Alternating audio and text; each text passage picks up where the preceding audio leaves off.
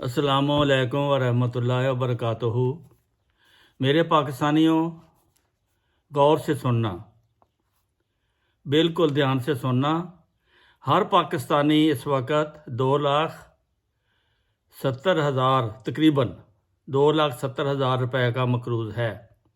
इसका मतलब ये है जिस घर में 7 अफराद रहते हैं वो घर 18 लाख से 19 लाख रुपए का IMF का मकरूज़ है। तो मकरूज़ पर ना कुर्बानी फ़र्ज़ है और ना हज फ़र्ज़ है। ये सोशल मीडिया पर सवाल उठ रहा है कि मकरूज़ पर अगर कोई मकरूज़ है, अगर कोई घर मकरूज़ है तो उस पर हज फ़र्ज़ है या नहीं फ़र्ज़, उस पर कुर्बानी फ़र्ज़ है या नहीं फ़र्ज़। तो अब मुफ्ती साहब ने एक जवाब दिया है, वो मैं आपकी खिदमत में पेश कर रहा हूँ। आप उस मुफ्ती साहब का फतवा गौर से सुने और उसके बाद फिर उस पर तबसरा होगा। आजाद हो, गुलाम पे हज नहीं है। अगर कर भी ले तो उसका फायदा नहीं है।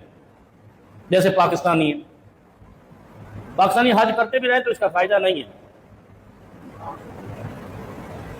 गुलाम पे हज नहीं है और ये कहे कि हम गुलाम नहीं है। अगर हम गुलाम नहीं है तो आपके वजीर आजम ने क्यों कहा है कि ट्रंप ने इजाजत दी, हमने इस्लामाबाद खोल दिया है? तो आर्डर तो यहूदी का चला ना, तो गुलाम हुए ना। ट्रंप ने कहा इस्लामाबाद पिंडी बंद कर दो, 1 हफ्ता बंद किए रखा। हम आजाद कौम है। इतनी गुलामी तो बर्रे सगीर में जब गोरा आया था पाकिस्तान मुसलमानों ने नहीं की जितने आज हम गुलाम हैं। लिहाजा आजाद पर हज है, गुलाम कौम पर हज नहीं है। वो कौम हो, फर्द हो, कोई भी हो।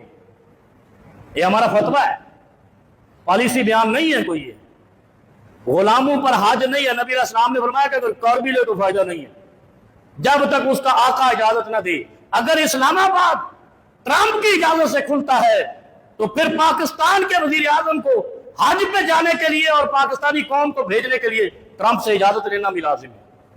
आका की इजाजत के बगैर गुलाम पर हज नहीं है, तो फिर ट्रंप की इजाजत के बगैर हज भी जायज नहीं है पाकिस्तानियों का, क्योंकि इस्लामाबाद खुलने के लिए भी इजाजत ली है। अच्छा, मैं कोई गलत बात नहीं कर रहा या कोई मावरा नहर की बातें नहीं कर रहा, ये आपके मीडिया की बातें हैं। आपके वज़ीर आज़म का वीडियो बयान है, ट्वीट है, तो बात खत्म हो गई। गुलाम पर हज नहीं, आजाद पर हज है। और जिस गुलाम